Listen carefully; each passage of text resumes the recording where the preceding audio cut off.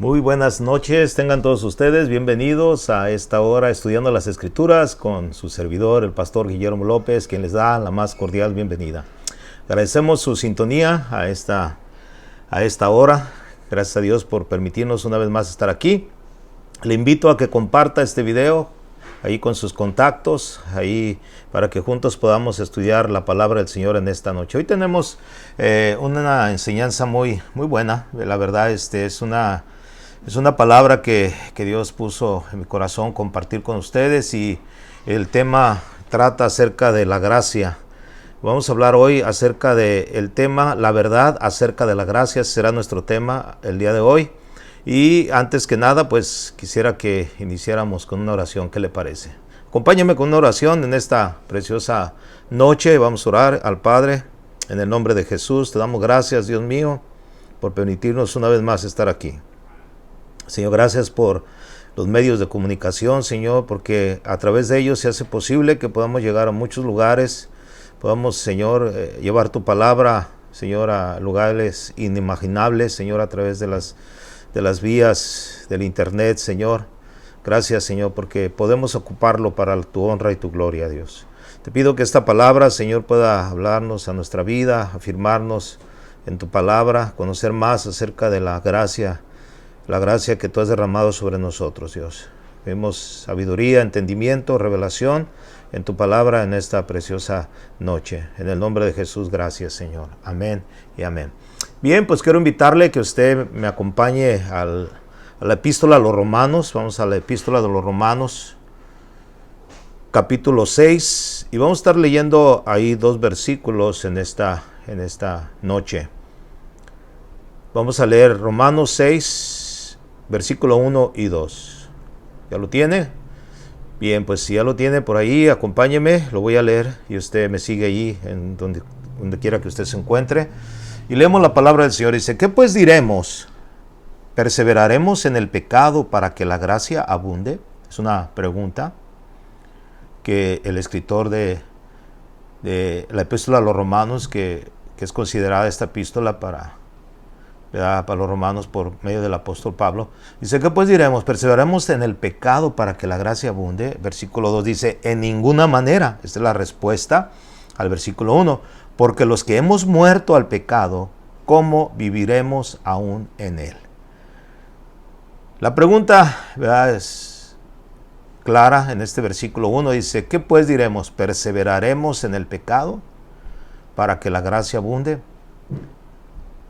Muchos de nosotros, ¿verdad?, ahora que hemos conocido del Señor, hemos experimentado la gracia salvadora de nuestro Dios. Dice la palabra del Señor que Él nos salvó, no por obras que nosotros hayamos hecho, sino por su gracia, por su favor inmerecido, por lo que Jesús hizo por nosotros en la cruz del Calvario. No por obras, dice la Escritura en Efesios 2, para que nadie, absolutamente nadie, se gloríe. Esa es una verdad. Es una verdad que nos afirma en la salvación. Fuimos salvados por su gracia, no por obras para que nadie se gloríe. Esto es indiscutible. Nadie puede alcanzar la salvación ni obtener la salvación si no es a través de la gracia, a través del favor de Dios hacia con nosotros. Entonces es muy importante que entendamos eso. No podemos hacer nada para justificarnos, ni aún queriendo seguir cumpliendo las obras de la ley seremos justificados. La Biblia dice claramente en Gálatas que el hombre no será justificado por las obras de la ley. No seremos justificados. La única manera de ser justificados y alcanzar la paz para con Dios es a través de nuestro Señor Jesucristo. Romanos 5:1 dice: justificados pues por la fe, tenemos paz para con Dios por medio de nuestro Señor Jesucristo. La salvación no depende de nosotros, depende de Dios. Dios la proveyó para nosotros y nosotros la obtuvimos por medio de la fe, creyendo en nuestro Señor Jesucristo como nuestro Salvador, creyendo en Él. Entonces podemos entrar, ¿verdad?, en el punto, hasta qué punto la gracia, nos alcanza a cubrir. Muchos han dicho que la gracia abarca absolutamente todo, y no lo dudo. Pero sabe, yo a través de los años y a través de estar estudiando acerca de este tema, He encontrado algunas interpretaciones acerca de la gracia que exageran un poco de lo que realmente es la verdad acerca de la gracia. Por ejemplo, sabemos que no podemos hacer nada nosotros para salvarnos, para justificarnos delante de Dios, que todo es a través de la gracia de nuestro Dios. Cuando alguien dice o cuando alguien enseña que tú no tienes nada que hacer para justificarte, o sea, está diciendo una verdad, pero también está dando a una opción, o dando, vamos a decirlo así, como una alternativa. Si yo no puedo hacer nada para salvarme, para justificarme, y todo depende de lo que Dios ya hizo por mí, que ya hizo por mí, que Él lo pagó todo, porque Él en la cruz dijo, consumado es. Entonces, como yo ya no tengo nada que hacer, entonces ¿puedo hacer lo que yo quiera? Es una pregunta. ¿Podré yo hacer lo que yo quiera? Porque, sobre todo, si hemos sido justificados por la gracia, por la misericordia de Dios, y Él no tomó en cuenta nuestros pecados. Alguien ha dicho, ¿verdad?, que Él pagó por nuestros pecados pasados, presentes y futuros. Sí es cierto. O sea, la verdad es que sí es, pero también es peligroso en un momento dado poder malinterpretar estas cosas que yo le estoy mencionando. Por ejemplo, el que ya no debes de hacer nada para justificarte. Entonces, bueno, o sea, en vano es que trate yo de hacer buenas obras o de vivir una vida recta delante de Dios, puesto que no me podré justificar delante de Dios a través de lo que yo haga. Porque es su gracia, es su favor inmerecido, algo que no merecía, Él me lo dio. Y la otra es de que en este caso, pues, si Él pagó por mis pecados pasados, por mis pecados presentes, y también ya pagó por mis pecados futuros, entonces, ¿por qué debo de preocuparme?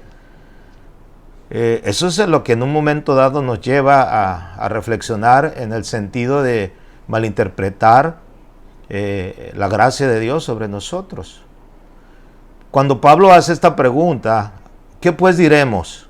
¿Perseveraremos en el pecado para que la gracia abunde?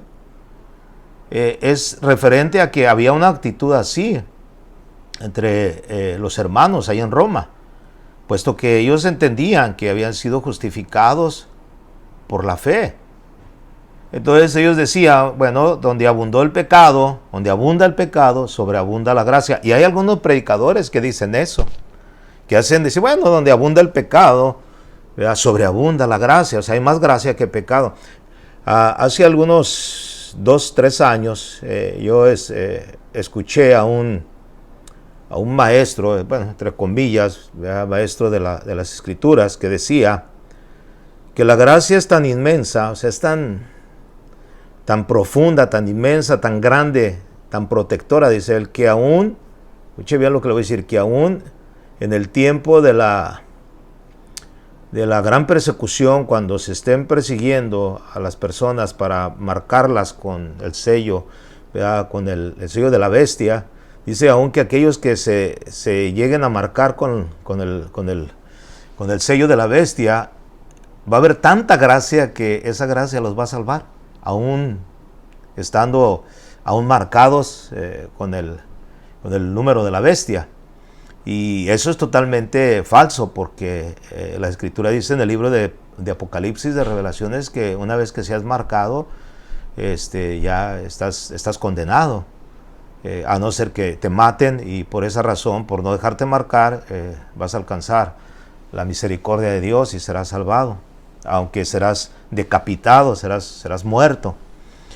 Entonces eso lleva precisamente a que muchos empiecen a creer y decir, bueno, cuando puedo decir allí donde puedo basarme, decir, bueno, como no puedo hacer nada, si el perdón está garantizado de mis pecados pasados, presentes y futuros, pues entonces podemos pecar.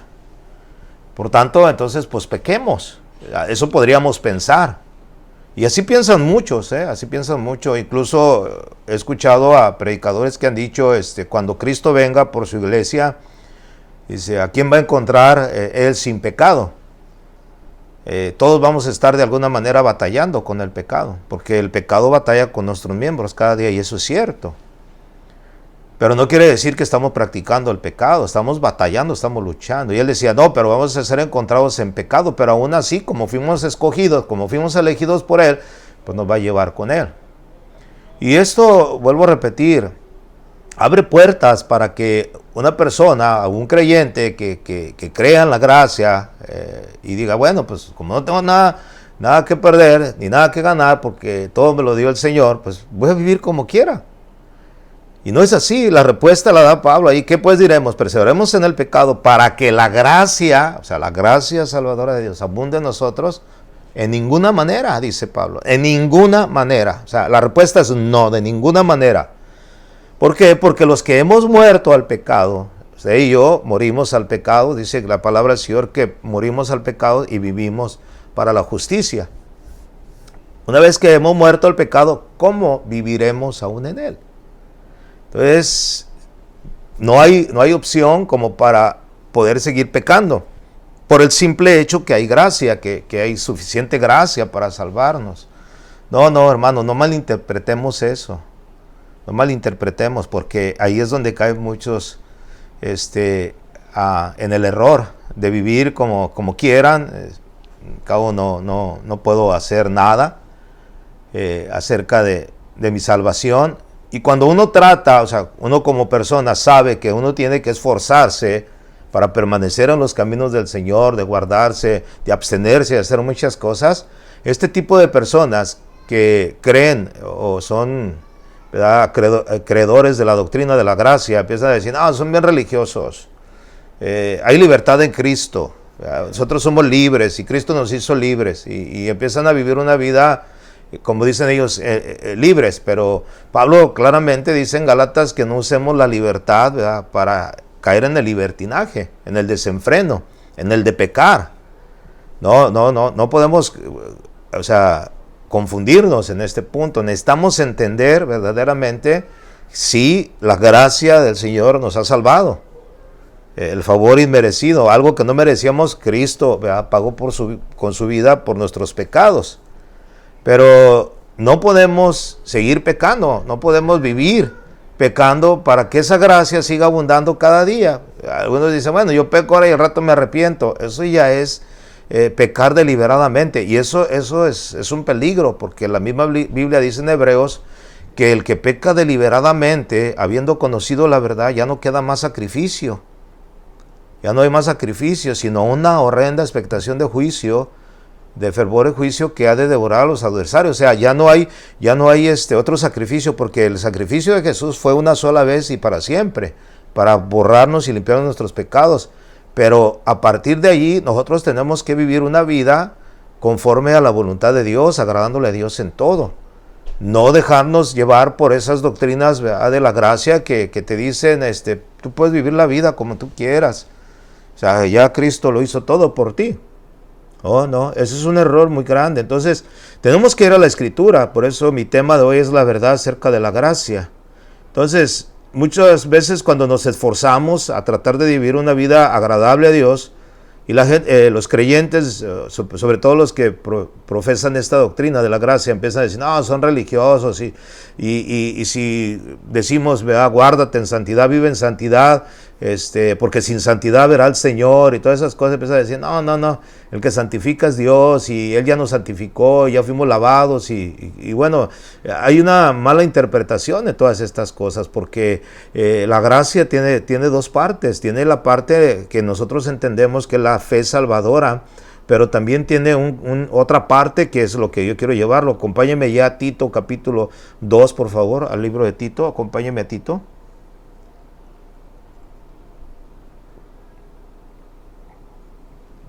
Tito capítulo 2. Vamos a leer el versículo 11 y al versículo 13. Mire lo que dice la Escritura. Porque la gracia de Dios se ha manifestado para salvación a todos los hombres. La gracia de Dios se ha manifestado para salvación a todos los hombres. Verso 12. Enseñándonos que renunciando a la impiedad y a los deseos mundanos, vivamos en este siglo sobria, justa y piadosamente, aguardando la esperanza bienaventurada y la manifestación gloriosa de nuestro gran Dios y Salvador Jesucristo. Entonces, aquí podemos darnos cuenta, en el verso 11, hace mención acerca de esa gracia. Esa gracia es porque la gracia de Dios se ha manifestado para salvación a todos los hombres. El favor de Dios inmerecido ha sido manifestado para salvación a todos. Aquí incluye a todos, a todos. Que ahora muchos dicen que no es para todos, que es para solamente un grupo selecto. No, es para todos. Que la Biblia dice para todos y es para todos. Porque la gracia de Dios se ha manifestado para salvación a todos los hombres. Esa gracia se manifestó a nosotros en la manera de nuestro Señor Jesucristo. Él es nuestra justicia delante de Dios. Entonces, esa gracia, ese favor está manifestado a través de nuestro Señor Jesucristo. Pero a través de eso nos enseña en el verso 2, bueno, antes de ir al verso 12, algunos pueden decir, ¿verdad?, que solamente a través de la gracia o creer en la gracia o recibir la gracia por fe ya es suficiente. Y déjame decirle algo, no es suficiente. La gracia tiene un complemento. Primeramente hay que entender, ¿verdad?, cuál es ese complemento. O sea, la gracia nos lleva a la salvación a través de Jesucristo. Pero esa misma gracia nos conduce o nos enseña que debemos de renunciar. Aquí debemos de renunciar a renunciar a la impiedad y a los deseos mundanos. Está hablando de la impiedad y los deseos mundanos. Entonces, ¿qué es lo que está tratando de mostrarnos Pablo aquí en su carta a Tito? Que sí, que la gracia de Dios se ha manifestado para salvación a todos. Pero que también a través de esa gracia somos enseñados a que debemos de renunciar a la impiedad y a los deseos mundanos. ¿Qué fue lo que Jesús dijo cuando las multitudes lo seguían a él? ¿Qué fue lo que Jesús dijo? Es que la gente lo seguía por multitudes. Y en una ocasión Jesús los confrontó y les dijo: yo sé por qué me siguen ustedes, yo sé por qué me buscan, porque les di de comer y se saciaron. Y la verdad, Jesús los había alimentado de una manera poderosa, milagrosa. Ellos habían experimentado y habían visto el milagro de la multiplicación de los panes y los peces. Y Jesús se refería a eso. Y cuando Jesús los confronta y les dice: cualquiera que quiera venir en pos de mí, niéguese cada día a sí mismo, niéguese a sí mismo cada día, tome su cruz y sígame. Y que muchos empezaron a volver atrás, ya no lo querían seguir. ¿Por qué? Porque ya había requisitos como para ir tras Jesús, ir en pos de Jesús. No era simple y sencillamente ir con Él, ¿verdad?, tras Él y estar gozando y experimentando de todo lo que podían recibir en su momento de Él. Y así sucede con nosotros.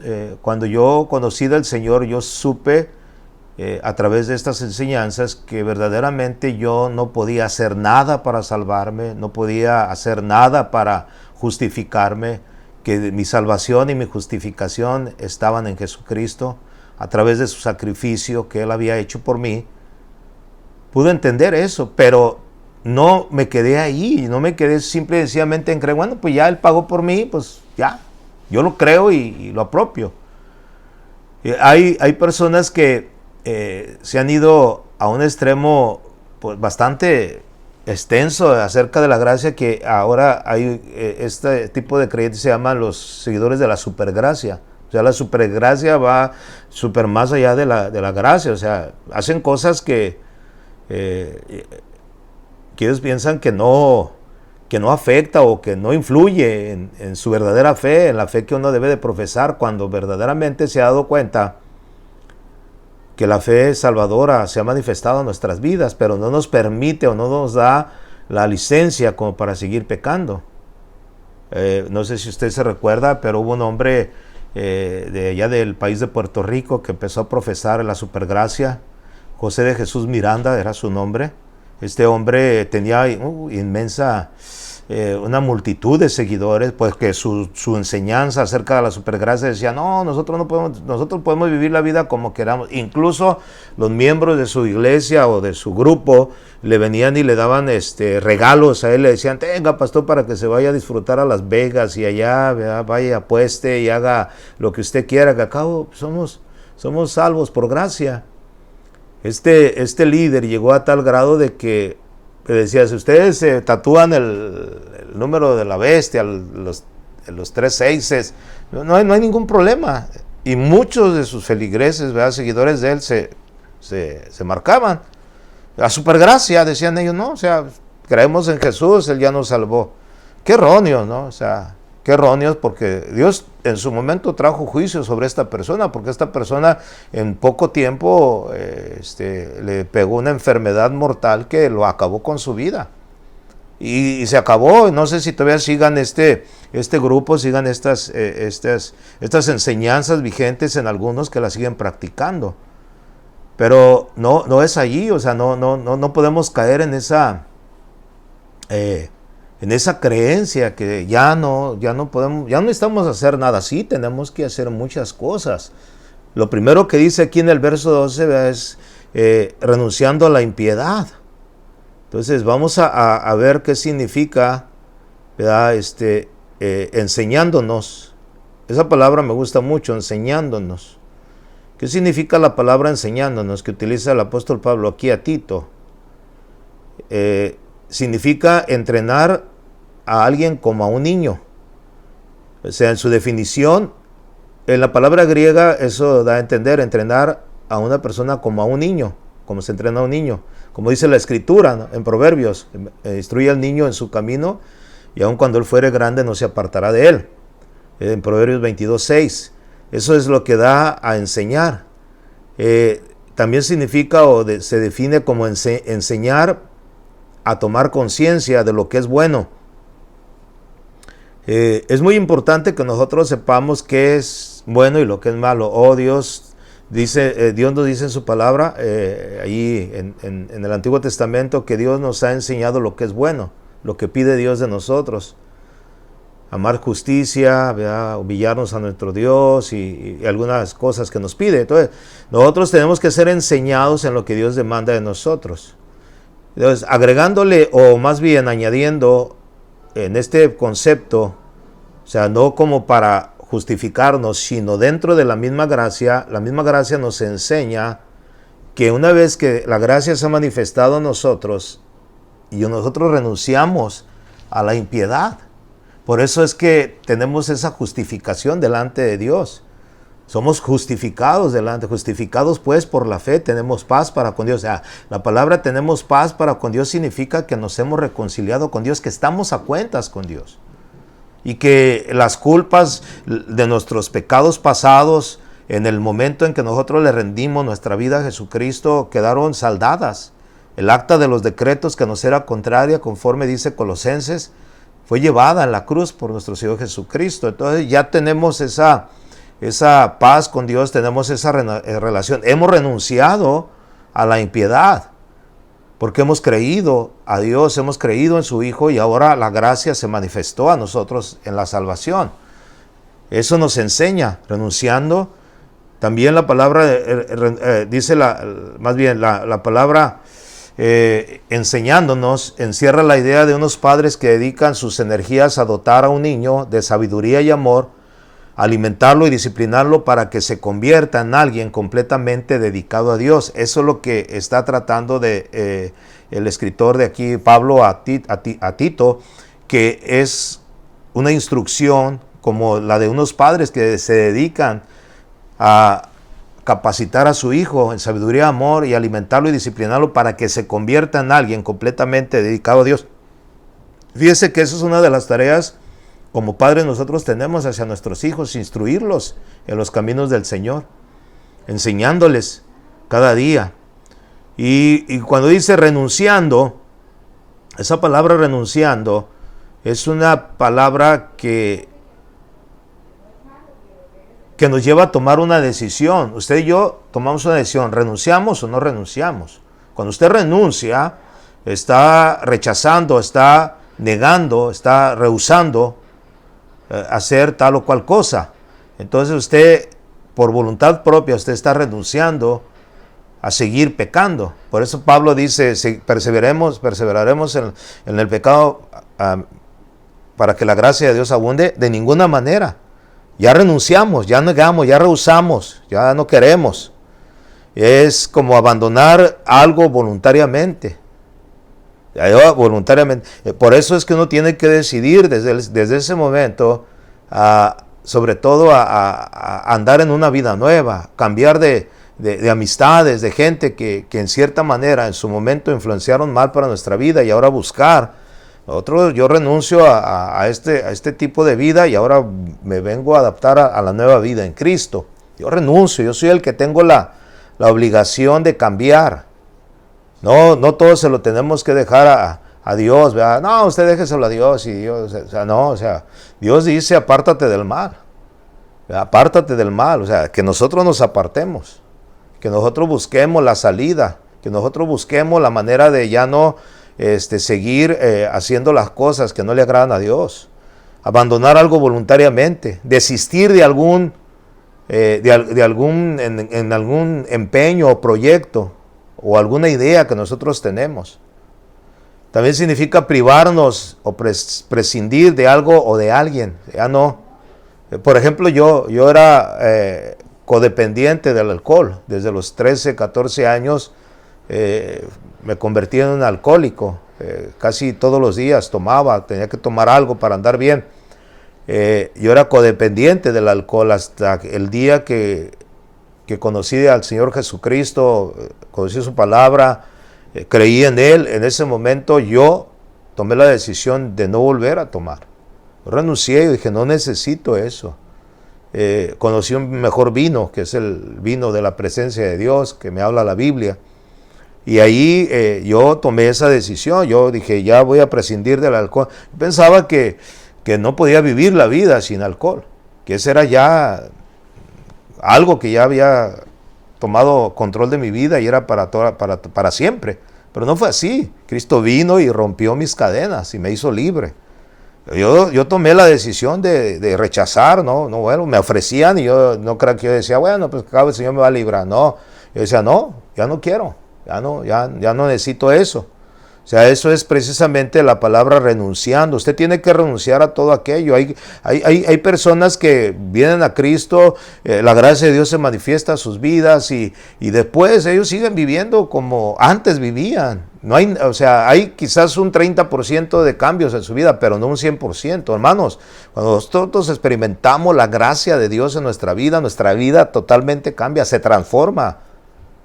Aunque vivimos siendo justificados por la fe, caminamos en obediencia, caminamos en santidad, vivimos apartados, renunciando a todos estos deseos mundanos, primeramente es a la impiedad. ¿Qué significa la impiedad? A toda la maldad, a toda la perversidad, lo impío, lo malvado, eso significa.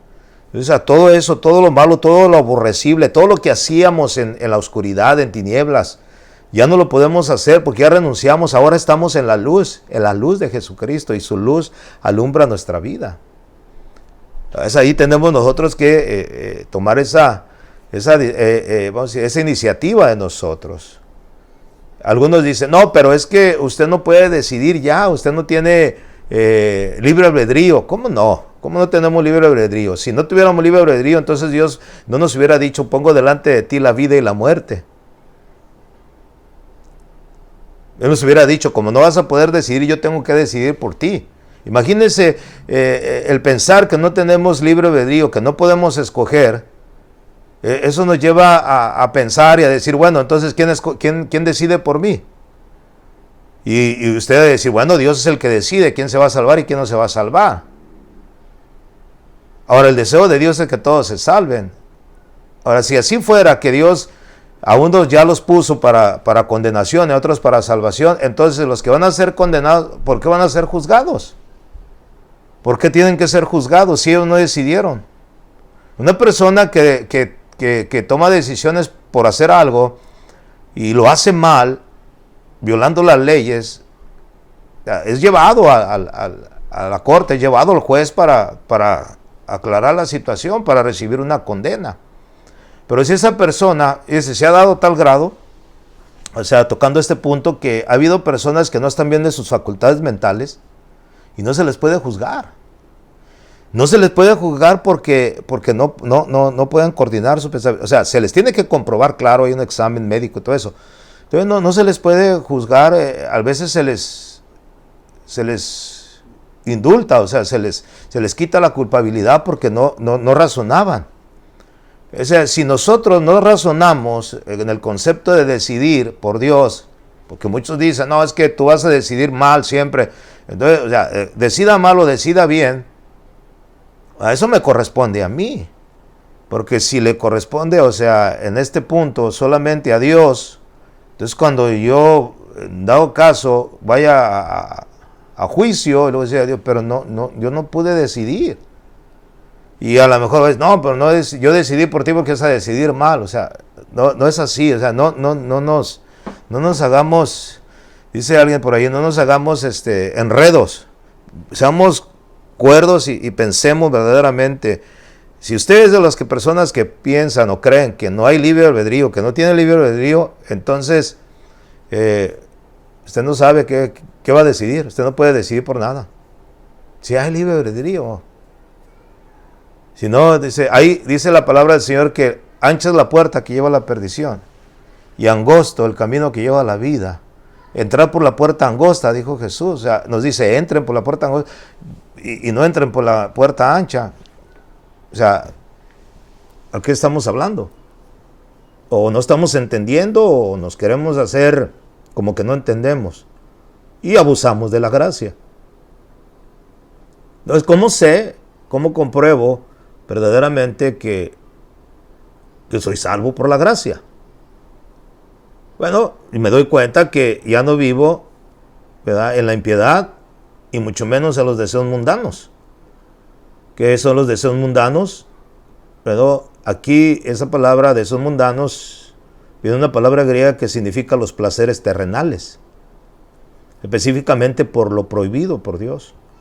Porque, bueno, ahí estamos en este mundo y no quiere decir que todo es pecado. Hay cosas sanas que podemos practicar y hacer. Pero hay cosas que verdaderamente no le agradan a Dios y que eso es considerado pecado. Pero tú vas a decir, bueno, pero estoy en este mundo de pecado y voy a seguir pecando y la gracia va a seguir abundando. Estás mal, hermano, estás mal, amigo, estás mal si tú piensas así.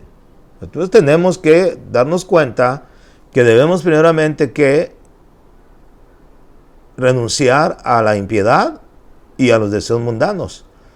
Vuelvo a repetir, los placeres terrenales, codicia, codiciar, concupiscencias, deseos, pasiones, tantas cosas que nos habla la Escritura ahí cuando habla acerca de los deseos de la carne, o sea, los deseos de la carne, todas esas cosas que el cuerpo en su momento quiere hacer, pero ahora el Espíritu de Dios mora en nosotros y es el poder del Espíritu Santo que nos hace estar firmes. Pablo le dijo a Timoteo, no hemos recibido el Espíritu del mundo, sino el Espíritu de Dios, y el Espíritu de Dios, ¿verdad?, es el que nos da el dominio propio. Entonces tenemos que darnos cuenta de que no podemos seguir viviendo en la impiedad y en los deseos mundanos. No es suficiente solamente decir que la gracia me ha salvado y vivir como quiera, no. En la gracia se manifiesta también el renunciar a la impiedad y a los deseos mundanos. Y aparte de eso, la misma gracia, una vez que renunciamos al pecado y a los malos deseos, debemos también vivir activamente para Dios. Ahí es precisamente donde Santiago se refiere cuando dice, muéstrame tu fe a través de tus obras. Porque tú puedes decir, no, yo ya no peco, ya no fumo, ya no tomo, ya no robo, ya no hago esto. Tú puedes decirlo. Y bueno, quizás te pueda creer en un momento dado. Pero ¿qué obras son las que se deben de ver en un momento dado para que se pueda comprobar que tu fe es una fe real, una fe genuina, y la gracia se ha manifestado en tu vida? Es precisamente lo que dice: yo te mostraré mi fe a través de mis obras. Entonces, aquí lo que se refiere en estos versículos que estamos leyendo aquí de Tito, en el capítulo 2, verso 12, dice que renunciando a la impiedad de los seres mundanos, vivamos en este mundo. Aquí ya habla cómo debemos de vivir. ¿Cómo debemos de vivir? Vivamos en este mundo o en este siglo sobria, justa y piadosamente. Habla de el carácter de nuestra vida, que se manifiesta a través de la gracia que recibimos, del perdón de nuestros pecados. Tenemos que vivir de una manera sobria. ¿Qué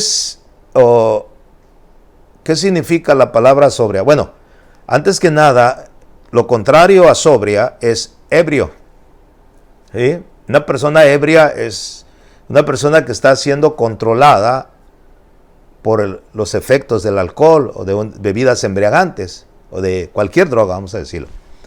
Es una persona ebria que no está consciente y se deja mover. Entonces, aquí lo contrario es que vivamos sobria, o sea, no dejando de controlar por nada que este mundo pueda ofrecernos. Por eso Pablo escribió a los Efesios, dice: no os embriaguéis con vino en el cual hay disolución, antes bien ser llenos del Espíritu Santo. La palabra sobria significa con mente cabal, significa moderadamente, vivir una vida ordenada, a la luz de la palabra, a la guianza de las Escrituras.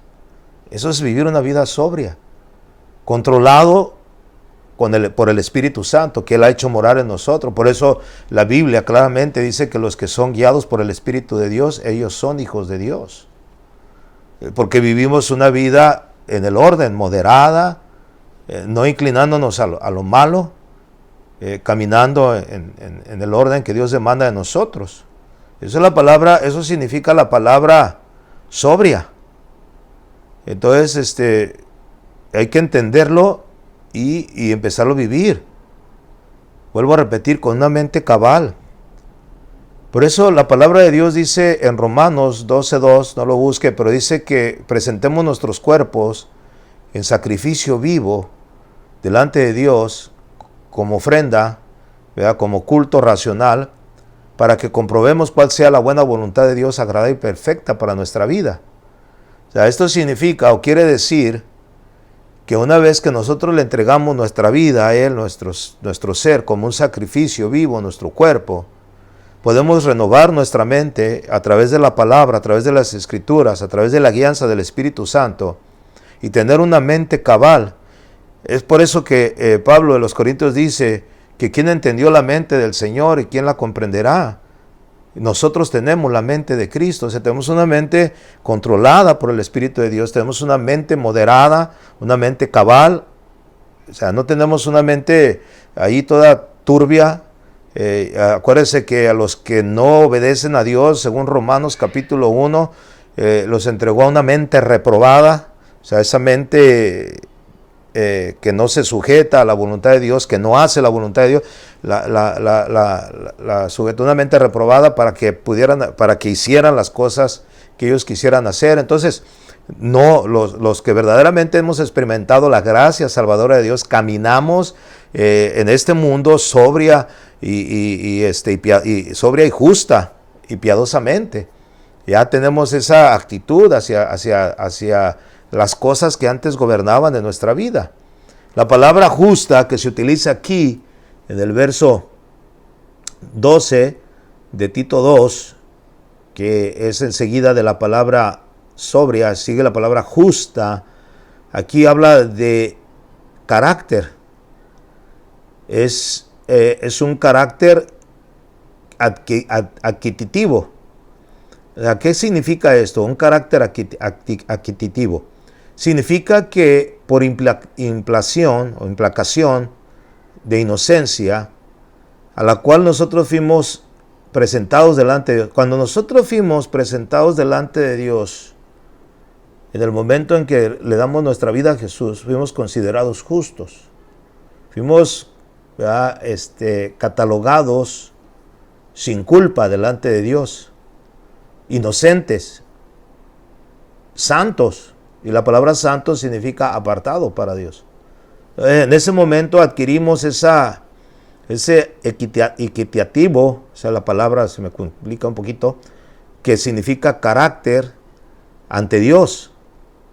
O sea, por eso la Biblia dice, claman los justos y Dios los oye. ¿Por qué? Porque los justos son los que oyen, o son los que claman y Dios escucha, por posición, la cual ya tenemos.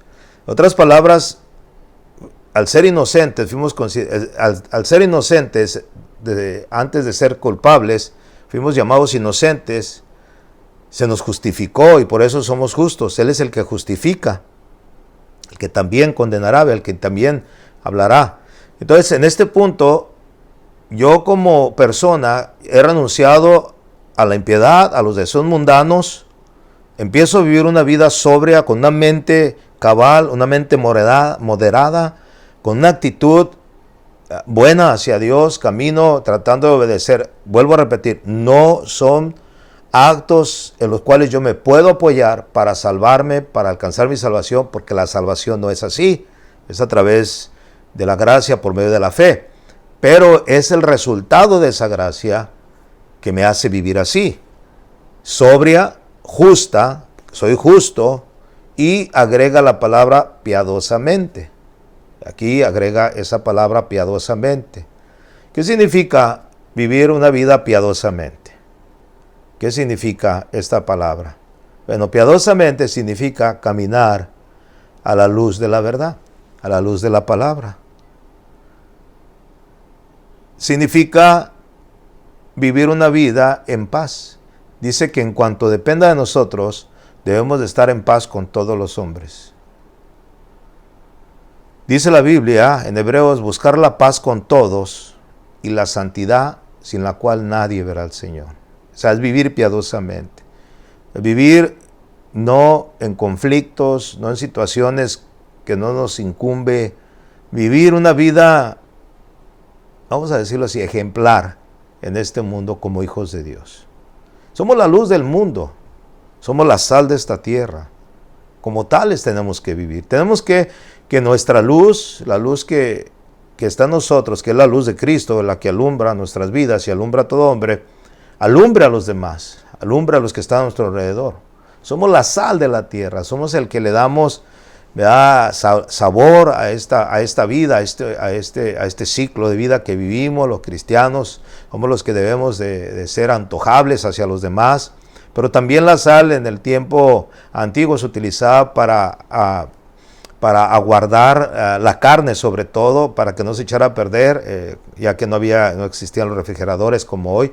Se cubría la carne de algún animal que era comible, se cubría con sal para que permaneciera sin echarse a perder y ellos la pudieran comer después. Así nosotros somos la sal de este mundo, nosotros somos los que hacemos que este mundo no se haya echado a perder todavía. ¿Por qué? Porque aún estamos aquí, porque vivimos piadosamente. Si hay alguien que debe de ser el ejemplo de manera de vivir, somos nosotros los cristianos, los creyentes, para las demás personas. Ese es a donde yo me refiero el punto. Aquel que verdaderamente ha experimentado la gracia de Dios en su vida, no peca, no permanece en el pecado. ¿Por qué? Porque tiene el entendimiento que la gracia de Dios lo aparta de todo eso. Lo lleva a renunciar de toda la impiedad, de todos los deseos mundanos. No solamente es dejarlo, la gracia, y la gracia, y gracia. Y ya hay personas que usan cigarro, usan tabaco, se ventan unos vinos y toman y se emborrachan y dicen, no, pues es por la gracia de Dios, o sea, somos salvos por gracia, bendita gracia. Y empieza, no, ¿sabe qué? Es un peligro. Es un peligro. Un peligro. Eso nos lleva a demostrar verdaderamente que no estamos bajo la gracia, porque seguimos pecando. Seguimos haciendo las cosas que antes hacíamos. Entonces, ¿qué cambio hubo en nuestra vida? El único cambio que hubo fue la manera de pensar o de creer. O sea, pienso diferente. Bueno, ahora pienso que soy salvo porque Cristo hizo algo por mí en la cruz, pero sigo viviendo de la misma manera. Error. No es así. No es así en absoluto. Necesitamos nosotros renunciar, rehusar, dejar de prescindir, o sea, dejar de depender de las obras que antes hacíamos y empezar a vivir de una manera sobria, con una mente entendible, cabal, entendiendo que hemos sido justificados, que somos justos delante de Dios. A los justos se alegrarán. Esa es la palabra. Que debemos de vivir la vida piadosa. Sabemos que a través de tratar de vivir la vida piadosa vendrán muchas persecuciones. Pablo se lo dijo a Timoteo: el que quiera vivir piadosamente en Cristo Jesús padecerá persecución. Pero no importa que seamos perseguidos, que seamos vituperados, que seamos de alguna manera, qué sé yo, ofendidos. Vuelvo a repetir, el tratar de tú vivir una vida recta, piadosa, justa delante de Dios, te catalogan por ser un religioso. Y no es así. O sea, yo entiendo el concepto de la palabra religioso. Yo no trato de religarme o de unirme a Dios una vez más a través de actos religiosos, ¿no? Yo estoy consciente que el Señor se acercó a mí y me trajo a Él. Pero también estoy consciente de que tengo que renunciar. Tengo que tomar la decisión en mi vida de ya no seguir pecando. ¿Seguiremos pecando? No, la respuesta es no. Bueno, para que la gracia abunde, no. Porque va a haber mucha gracia aún en el tiempo de la gran tribulación. No. Ya no va, ya basta el tiempo pasado para haber hecho lo que agrada a los gentiles, a la gente del mundo. Despojémonos del viejo hombre que está viciado conforme a los deseos engañosos. Y sigamos, corramos justa la carrera que tenemos por delante. Vivamos piadosamente. Vivamos sobria, justa, piadosamente. El lado positivo del carácter cristiano, así como renunciando a los deseos, ahí tenemos que vivir. Nosotros renunciamos a los lados negativos, la impiedad y los deseos mundanos, pero ahora nos hacemos hacia el lado positivo de vivir en un carácter justo, sobrio. A través de esto podemos manifestarle a Dios que verdaderamente hemos experimentado de su gracia y que su gracia nos ha salvado. Por la gracia de Dios no solo somos libres de nuestra sentencia de muerte por nuestro pecado, por la gracia de Dios también somos purificados de la influencia del pecado. A la medida que crecemos en Cristo, esa gracia se va desarrollando en nosotros, porque esa es la gracia de Dios que nos fortalece cada día. ¿Se recuerda cuando Pablo oraba a Dios acerca de aquel aguijón en su carne? En el capítulo 12 de 2 Corintios. Vaya conmigo a ese versículo. Quiero que pongamos este ejemplo. Dice 2 Corintios 12:9, dice, y me ha dicho: bástate mi gracia, porque mi poder se perfecciona en la debilidad. Por tanto, de buena gana me gloriaré más en mis debilidades, para que repose sobre mí el poder de Cristo. ¿Cuántas veces rogó Pablo a Dios que le quitara ese aguijón de su carne? Muchas veces le rogó, pero la respuesta de Dios dijo: no, yo no te voy a quitar ese aguijón, yo no te voy a quitar ese mensajero que he enviado para que te mantenga humilde, pero sí te voy a dar la gracia, bástate mi gracia, dice, porque mi poder se perfecciona en la debilidad, o sea, en tu debilidad. O sea, el Señor no le quitó el aguijón a Pablo, el Señor no le quitó la grande prueba que él estaba viviendo.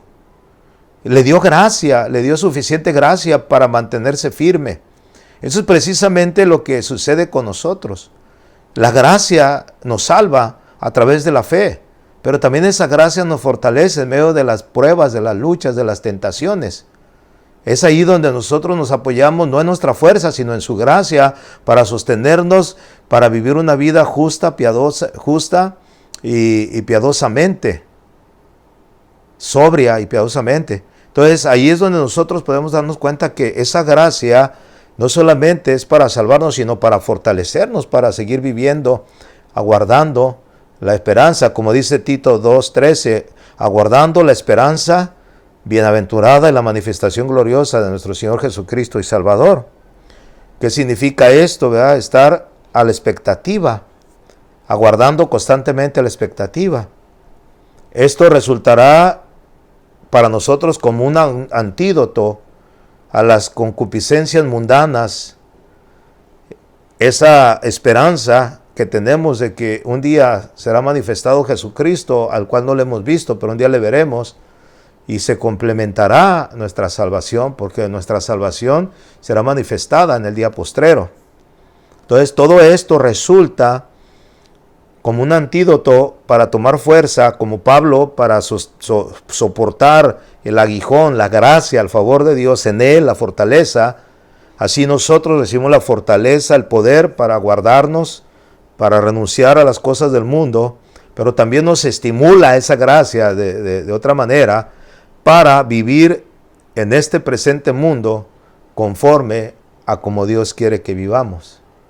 Entonces, la palabra aquí clave es que la gracia lleva en sí un complemento de una acción requerida de parte de nosotros en favor, o mejor dicho, en resultado de lo que la gracia produjo en nosotros.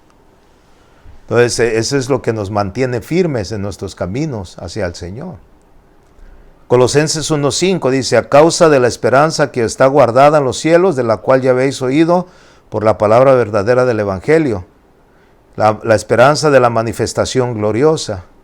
¿Qué es eso? ¿Qué significa? Esperando el regreso maravilloso de Cristo con ansiosa expectativa y esperanza. O sea, en otras palabras, el creyente que entiende que la gracia de Dios, el favor inmerecido, ha sido dado, ha sido puesto en beneficio de nosotros, sabe que esa misma gracia lo mantiene hasta el final. Sabe que esa misma esperanza gloriosa que hay, de que un día le veremos a Él tal y como Él es, cara a cara, nos hace estar firmes en el Señor. Nos hace caminar firmes. Es el resultado de una fe. Es el resultado de la gracia que hemos recibido de parte de Dios. Es lo que dice Santiago, yo te mostraré mi fe a través de mis obras, de mis acciones, de cómo vivo. Y aquí quiero tocar ya por último, porque muchas de las veces este tipo de personas dicen, y bueno, es una controversia muy grande que hasta la fecha hay de los que creen en que la salvación se pierde y la salvación no se pierde. Y sería un buen punto analizarlo a través de las Escrituras. Pero es muy claro que la salvación no depende de nosotros. Como la salvación no la pudimos ganar nosotros, ganarlos por méritos propios, tampoco la podemos perder, que no se puede ganar ni perder, porque la salvación es un don, es un regalo de Dios, salvos por gracia. Pero es muy importante permanecer en esa salvación, caminar en esa salvación, vivir en esa salvación. No solamente decir que lo creo y no lo vivo. Por eso es este punto, lo que significa la verdad acerca de la gracia. Entonces, a mí muchos me han preguntado, ¿no? O sea, me han preguntado, oiga, pastor, ¿y usted qué cree? ¿Que la salvación se pierde o no se pierde? Y yo, para no entrar en controversia, les doy una respuesta y yo quiero que usted entienda la respuesta que yo voy a dar.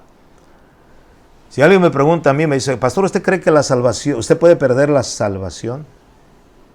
¿Usted en un momento dado podría perder su salvación?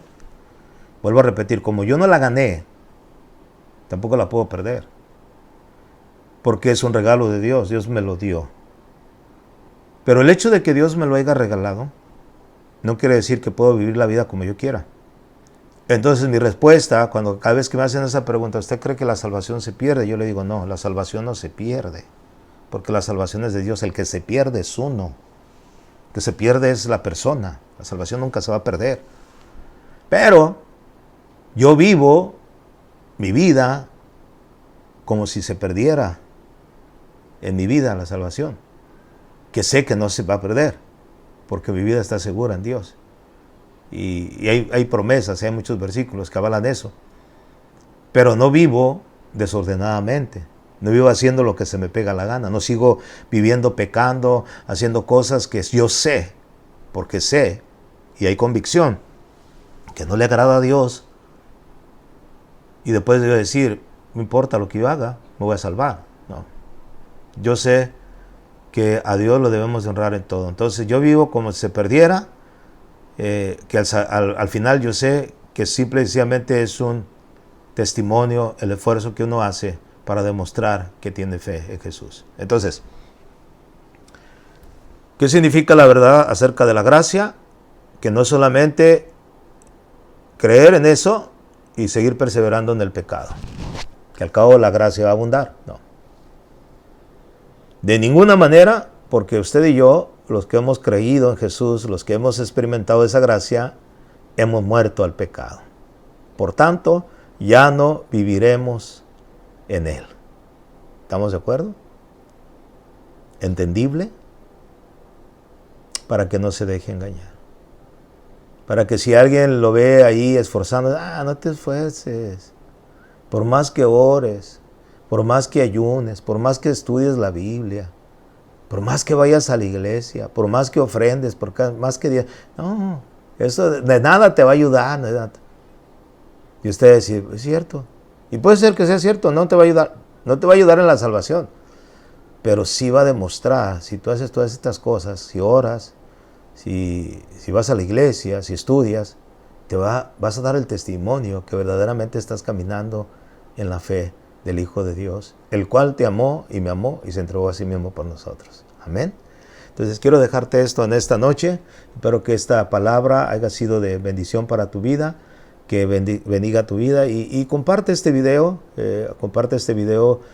También te invito a que me sigas en el canal de YouTube, Pastor Guillermo López. Estas enseñanzas ahorita estamos transmitiendo en vivo a través de Facebook, pero esta enseñanza hoy mismo, en un rato más, estará ahí en el YouTube para que lo puedas compartir y dale like ahí, suscríbete al canal.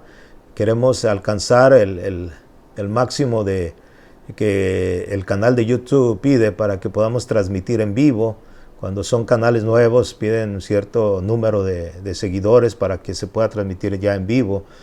Por eso no lo estamos haciendo en este momento, pero estamos subiendo este video directamente a ustedes para que ustedes escuchen también a través del YouTube. Entonces, háganle like ahí y compartan este video a través del YouTube y vamos a seguir avanzando en el Señor. Amén. Seguiremos trayendo enseñanzas diferentes cada vez.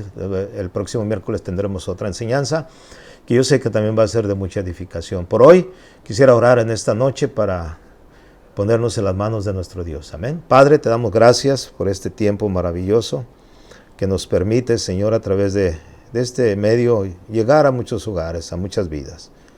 Señor, yo te pido que esta palabra, Señor, que he compartido, fortalezca la vida de mis hermanos, Señor. Establezca la vida de mis hermanos. Confirme a mis hermanos en la fe, Dios. Permitas, Señor, que doctrinas erróneas, doctrinas de hombres, Señor, incluso de demonios, vengan y destruyan la vida de aquellos que aún no están firmes en ti, Padre. Afírmalos en tu palabra. Te lo pido en el nombre de Jesús, Señor, poniendo en tus manos a cada uno de mis hermanos, de mis amigos, de cualquier oyente que en cualquier parte del mundo nos esté escuchando. Bendice su vida, Señor, y sus familias. Te lo pido en esta noche, en el nombre precioso de nuestro Señor Jesucristo. Amén. Bien, mis amados, pues solamente quiero agradecerles y darles las gracias. Nos vemos el próximo miércoles, si Dios lo permite, y estaremos juntos, como siempre, estudiando las Escrituras con el servidor de usted, el Pastor Guillermo López. Que Dios los bendiga. Buenas noches.